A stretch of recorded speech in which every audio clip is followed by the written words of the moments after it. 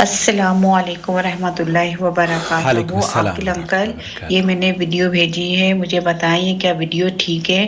یہاں تو بہت سارے ایسے گھر ہیں جہاں یہ 12 ربیع اول جو مہینہ شروع ہوتا ہے ربیع اول کا، وہاں دکھائے جاتے ہیں، وہاں زیارت کروائی جاتی ہے، تسبیحیں دیتے ہیں، ہرا کپڑا دیتے ہیں، آپ منت مانیں اور آپ یہ جا کے بال دیکھیں، نبی صلی اللہ علیہ وسلم کے بال ہیں اور نبی صلی اللہ علیہ وسلم کے جوتے ہیں۔ یہاں پاکستان میں تو کافی گھروں میں اس طرح کی زیارت ہوتی ہے، جو زیادہ جمعرات کو یا پیر کو میلاد کرواتی ہیں اور آیت کریمہ پڑھاتی ہیں، جو انہوں نے کمرہ خاص ان چیزوں کے لیے بنایا ہوا ہے، اوپر ہرے کپڑے لگائے ہوئے ہیں۔ تو کیا یہ زیارت کرنا ٹھیک ہے کہ واقعی یہ نبی صلی اللہ علیہ وسلم کے بال اور جوتے ہیں؟ اور اتنے سارے گھروں میں ہوتے ہیں، جیسے بلاک 18 میں ہو گئے، بلاک 19 میں رکھے ہوئے ہیں، اور میں کریم آباد چلے جاؤ تو وہاں اس طرح مل جائیں گے۔ پتہ کئی علاقوں میں جائیں آپ کو ہر جگہ اس طرح کی زیارت کرنے کے لیے ملیں گے، اور جگہ جگہ خانہ کعبہ بنائے ہوتے ہیں۔ کہ یہ صحیح ہے؟ پلیز مجھے ضرور جواب دیجیے، جزاک اللہ۔ نحمدہ ونصلی علی رسولہ الکریم، اما بعد۔ آپ دیکھ رہے ہیں نور ٹی وی جدہ اور میں ہوں آپ کا دوست، آپ کا ہوسٹ محمد عاقل، جدہ سے، مملکت سعودی عرب۔ اس سے پہلے کہ آپ میرے سوال کا جواب جو بہن نے پوچھا ہے وہ سعودی عرب کے علماء اور مشائخ کے جوابات آپ کی خدمت میں پیش کروں، اتنا عرض کر دینا چاہتا ہوں کہ آپ اگر ہمارے چینل پر پہلی مرتبہ تشریف لائے ہیں تو ہم آپ کا خیر مقدم کرتے ہیں۔ براہ کرم چینل کو سبسکرائب کر لیجئے۔ ہماری ویڈیوز دیکھنے کے بعد آپ کو حق حاصل ہے اختلاف کا، لیکن ادب اور شائستگی سے۔ وہ بات جو بلا دلیل ہم اگر کہیں تو آپ اس کی نشاندہی کر دیں، لیکن اگر کوئی بات بلا دلیل آپ کے ہمارے شہر میں رائج ہو اور وہ قرآن و سنت سے موافقت نہ رکھتی ہو تو اس کے لیے ہم آپ کی خدمت میں اتنی گزارش کریں گے کہ ایک لمحے کے لیے رک جائیے اور اس عمل پر تھوڑی سی تحقیق کر لیجئے، جیسے کہ آج ہم منہ مبارک کے بارے میں کرنے جا رہے ہیں۔ بہن، منہ مبارک کیا؟ آپ تو منہ مبارک کی بات کر رہی ہیں جو کہ بہت سارے لوگوں نے اپنے گھروں میں شیشیوں میں یا مختلف چاندی کے طرز پر اس کو محفوظ کیا ہوا ہے۔ آپ منہ مبارک سے ہٹ کر دیکھیں تو بدعقیدگی کا مظہر آپ کو نظر آئے گا، کہ چاہے وہ دیوبندی مکتب فکر ہو، اصلاحی نصاب آپ اٹھا کر دیکھ لیجئے، اس میں انہوں نے مولانا اشرف علی صاحب تھانوی نے نبی کریم صلی اللہ علیہ وسلم کی چپل کا نشان بنایا ہوا ہے، اور اس چپل کے نشان سے وہ تصویر ہے، اس تصویر کے لیے کہا جاتا ہے کہ اس کو سر پر یہاں رکھ کر تہجد میں دعا کریں اور اس کے تبرک سے اور اس کے صدقے سے اللہ تعالیٰ سے دعا کریں۔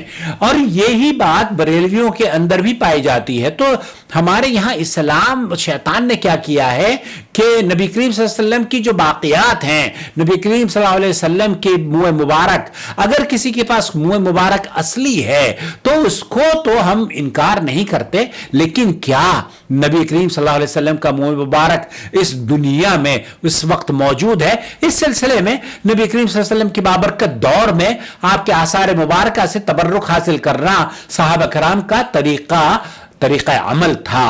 اس کے لیے آپ صلی اللہ علیہ وسلم کے وضو کا پانی، آپ کے کپڑے، کھانا، بچا ہوا پانی، بال اور آپ کی ہر چیز کو صحابہ استعمال کیا کرتے تھے، اس میں کسی کا اختلاف نہیں ہے۔ اسی طرح آپ صلی اللہ علیہ وسلم کے جسم کو چھو جانے والی اشیاء سے تبرک حاصل کرنا بھی عہد صحابہ میں موجود تھا، اور یہی عمل تابعین نے بھی جائز قرار دیا ہے۔ شیخ اس سلسلے میں ڈاکٹر عثمان الخمیس ہیں، وہ کیا کہتے ہیں؟ وہ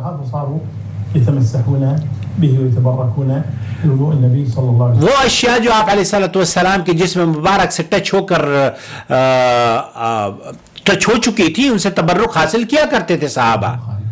وقصة عروة بن مسعود مشهورة جدا في صلح الحديبية۔ صلح الحدیبیہ کا مشہور واقعہ ہے۔ جاء إلى النبي صلى الله عليه وسلم يقول فكان الصحابة رضي الله عنهم، أو هو يقول عروة بن مسعود لما رجع إلى قريش قال والله دخلت على قيصر وكسرى۔ وہاں وہ جو کیفیت صحابی رسول صلی اللہ علیہ وسلم بیان کر رہے ہیں کہ میں نے آپ علیہ السلام کی جو وضو کا پانی بچتا تھا نا، تو صحابہ اس کو لپکتے تھے اور اس کی حفاظت کیا کرتے تھے اور اس سے مستفید ہوا کرتے تھے اور اس سے تبرک حاصل کیا کرتے تھے۔ تو یہ باتیں قرآن و سنت کے دلائل سے احادیث مبارکہ میں محدثین نے اس کو نقل کیا ہے، اس میں کسی کا اختلاف نہیں ہے۔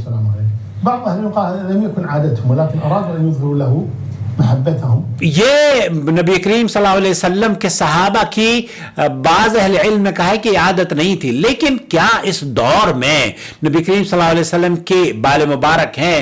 اس سلسلے میں چند باتیں جو آپ کی خدمت میں پیش کرنا چاہتا ہوں وہ یہ کہ شیخ محمد بن صالح العثیمین رحمۃ اللہ علیہ سے پوچھا گیا، وہ کہتے ہیں کہ صحابہ کرام نبی کریم صلی اللہ علیہ وسلم کے پسینے، لعاب، لباس اور بال سے تبرک حاصل کیا کرتے تھے، تاہم نبی کریم صلی اللہ علیہ وسلم کے علاوہ کسی اور کی باقیات سے تبرک حاصل کرنا کسی صورت میں بھی درست نہیں ہے، لیکن کسی انسان کے لباس، بال، ناخن اور دیگر اشیاء سے تبرک حاصل کرنا جائز نہیں ہے، صرف نبی کریم صلی اللہ علیہ وسلم کی حد تک یہ بات، کیونکہ آپ علیہ السلام انبیاء جو ہوتے ہیں ان کا مبارک جسم ہوتا ہے وہ پاک اور صاف ہوتے ہیں، اور نبی کریم صلی اللہ علیہ وسلم تو تمام انبیاء میں افضل ہیں۔ نبی کریم صلی اللہ علیہ وسلم کی باقیات میں سے اس وقت کسی چیز کے موجود ہونے کے بارے میں کوئی ٹھوس ثبوت نہیں ملتا، اور ایسی چیزوں کے بارے میں دعویٰ کرنے والوں کے پاس اس بات کی کوئی دلیل نہیں ہے کہ نبی کریم صلی اللہ علیہ وسلم کی ہی یہ باتیں ہیں۔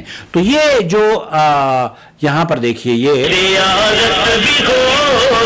وہ بال انہوں نے ڈالے ہوئے ہیں، اور اس بال کو وہ باقاعدہ طور پر بڑھتے بھی ہیں، سائنٹیفک طور پر اس بات کو بتایا گیا ہے کہ بالوں کا جو بڑھنا عمل میں آتا ہے نا وہ جلد میں رہتے ہوئے بالوں کا بڑھنا ہوتا ہے، جلد سے اگر منقطع ہو گئے بال تو پھر وہ بڑھا نہیں کرتے۔ یہ بھی ایک قسم کا ایسا دھوکہ ہے جس کو شیطان آپ کو اور ہمیں بہکا رہا ہے۔ اور علامہ احمد پاشا تیمور مورخ ہیں، وہی کہتے ہیں کہ آپ کی وفات کے بعد لوگوں میں موجود مبارک ان بالوں میں سے تھے جو آپ صلی اللہ علیہ وسلم نے اپنے صحابہ کرام میں تقسیم کیے تھے، لیکن اس وقت مشکل یہ ہے کہ صحیح اور غلط میں فرق کیسے کیا جائے، یہ کیسے بتایا جائے گا کہ کس بال کو نبی کریم صلی اللہ علیہ وسلم کو کس طریقے سے، یہ آپ کے پاس، آپ تو سیکٹر 18 میں بتا رہی ہیں، فلانی جگہ بتا رہی ہیں، ہر شہر میں آپ کو لاتعداد بال مل جائیں گے، دیوبند میں بھی، بریلی میں بھی، بلکہ وہاں تو یہ تصویروں کا چکر بھی، آپ کے یہاں ہری پگڑی والے تصویر اور یہ سب کرتے ہیں۔ بہرحال تاہم اس تبرک کے لیے کچھ شرائط ہیں، جن میں سے پہلے یہ کہ ایسا ایماندار شخص ہو جس کا ایمان شرعی طور پر قابل قبول ہو۔ تو یہ ان لوگوں کی بات کی جا رہی ہے جن کے پاس بال مبارک ہو حقیقی طور پر۔ شیخ محمد بن صالح العثیمین رحمۃ اللہ علیہ فرماتے ہیں کہ نبی کریم صلی اللہ علیہ وسلم کی وفات کے بعد آپ کے بال مبارک سے تبرک حاصل کرنا، اس کے کیا حکم ہے؟ تو آپ نے اس کا جواب دیتے ہوئے فرمایا، اب کسی صورت میں یہ بات ثابت کرنا ناممکن ہے کہ یہ بال رسول اکرم صلی اللہ علیہ وسلم کا ہے۔ لوگوں میں مشہور ہے کہ مصر کے ایک عجائب گھر میں موجود ہے، تو یہ بات درست نہیں ہے، اور نہ ہی وہاں کوئی حقیقی بال ہے۔ اسی طریقے سے دیوبند میں بھی ہے، ہمارے یہاں دلی کی جامع مسجد میں بھی وہ چپلوں کا نشان ہے۔ تو ایسے بال مبارک تو باقاعدہ طور پر ایک وہ بھی ہے، بال کیا ہے کشمیر کے اندر بال، ایسے ہی بال مبارک غالباً اس مسجد کا نام ہے۔ تو اس طرح کی جو مساجد بنائی گئی ہیں، علماء کا موقف یہ ہے کہ یہ بدعت کو فروغ دینے کے لیے شیطان نے اس کو دروازہ کھول دیا ہے۔ شیخ الاسلام ابن تیمیہ رحمۃ اللہ فرماتے ہیں جس وقت سے آپ صلی اللہ علیہ وسلم اہل مدینہ کے پاس آئے تھے اسی وقت سے وہ لوگ آپ سے برکت حاصل کرنے لگے، کیونکہ انہوں نے آپ صلی اللہ علیہ وسلم پر ایمان لانے کے بعد آپ کی اطاعت کی، اور اسی برکت کی وجہ سے انہیں دنیا اور آخرت کی بھلائیاں حاصل ہوئیں۔ بلکہ کوئی بھی مومن رسول اکرم صلی اللہ علیہ وسلم پر ایمان لانے کے بعد آپ کی اطاعت کرے تو اسے ایمان و اطاعت کی وجہ سے ضرور دنیاوی اور اخروی بے پناہ برکت حاصل ہوتی ہے، جس کی مقدار اللہ کے علاوہ کوئی نہیں جانتا۔ تو آپ علیہ السلام کی حیات طیبہ میں یہ بات تو قابل قبول ہے کہ آپ علیہ السلام کی جو اشیاء تھی ان سے فائدہ حاصل کیا جا سکتا ہے، اور نبی کریم صلی اللہ علیہ وسلم کی وفات کے بعد اہل علم کا موقف یہ ہے کہ یہ بات ثابت کرنا کسی کے بھی بس میں نہیں ہے کہ نبی کریم صلی اللہ علیہ وسلم کے یہ بال مبارک ہیں بھی یا نہیں۔ اس لیے جو باتیں ہمارے یہاں رائج ہیں، ہمارے سیکٹر 18 میں یا فلانی جگہ پہ، ڈھمکانی جگہ پہ، یا بال مبارک مسجد میں، یا دارالعلوم دیوبند میں، یا دلی کی جامع مسجد میں، یا 12 ربیع الاول کے موقع پر ہر گھر میں، یا قرآن کریم میں بھی بعض مرتبہ نکل جاتے ہیں۔ میں اپنے بچپن میں پتہ نہیں کون سے پارے کی فلانی آیت پڑھو گے اور فلانے پیج پر آپ دیکھ دیکھو گے تو آپ کو بال نبی کریم صلی اللہ علیہ وسلم کو مل جائے گا. تو یہ شیطانی حربیں ہیں آپ کو اصل میں دین سے ہٹانے کے لیے. اللہ کے رسول صلی اللہ علیہ وسلم کے دین جو اللہ کے رسول صلی اللہ علیہ وسلم پر دین نازل ہوا ہے اس دین سے آپ کو دور کرنے کا یہ ایک طریقہ ہے اور کچھ نہیں ہے. بال مبارک اگر کسی کے پاس ہے تو اس بات کا ثبوت کیا ہے کہ نبی کریم صلی اللہ علیہ وسلم ہی کا وہ بال ہے, کیونکہ آپ ہندوستان پاکستان میں خرافات بہت زیادہ ہیں. اس لیے شیخ محمد بن صالح العثیمین اور علماء کا موقف یہ ہے کہ ان سے برکت تبرک حاصل کرنا, ان کو چومنا چاٹنا یہ جائز نہیں ہے, کیونکہ ہمیں پتہ نہیں ہے کہ یہ بال نبی کریم صلی اللہ علیہ وسلم کا. ہمارے یہاں تو میں نے بتایا نا آپ کو, نبی کریم صلی اللہ علیہ وسلم کی تصویر بنا کر اسے ایسے رکھ کر دعائیں کرتے ہیں. تو اتنی بدعقیدگی ہے ہمارے یہاں.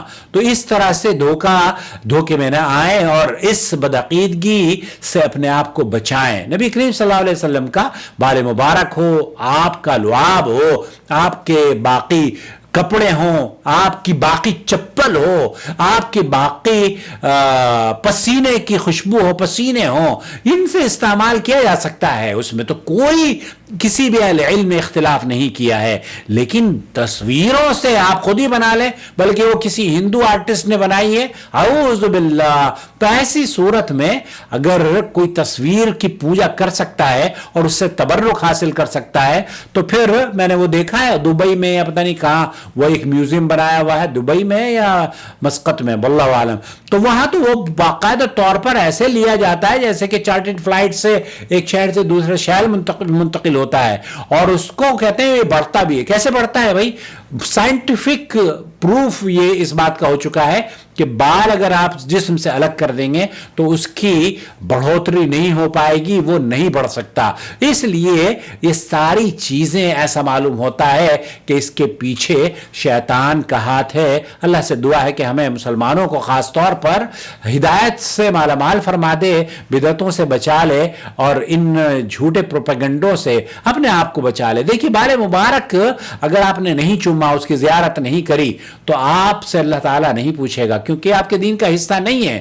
لیکن اگر آپ نے ایسی چیز کی تعظیم کری اور اس کو سر پہ رکھا, چوما, چاٹا اور اس سے مستفید ہونے کی کوشش کری اور وہ نبی کریم صلی اللہ علیہ وسلم کا بال نہیں ہے, تو ذرا سوچئے کہ آپ کیا کر رہے ہیں.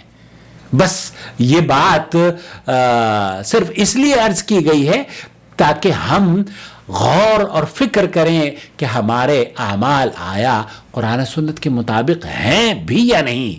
والسلام علیکم ورحمۃ اللہ وبرکاتہ. وما أرسلنا من قبلك إلا رجالا نوحي إليهم فاسألوا أهل الذكر إن كنتم لا تعلمون. بالبينات والزبر وأنزلنا إليك الذكر لتبين للناس ما نزل إليهم ولعلهم يتفكرون. أفأمن الذين مكروا السيئات أن يخسف الله بهم الأرض أو يأتيهم العذاب من حيث لا يشعرون.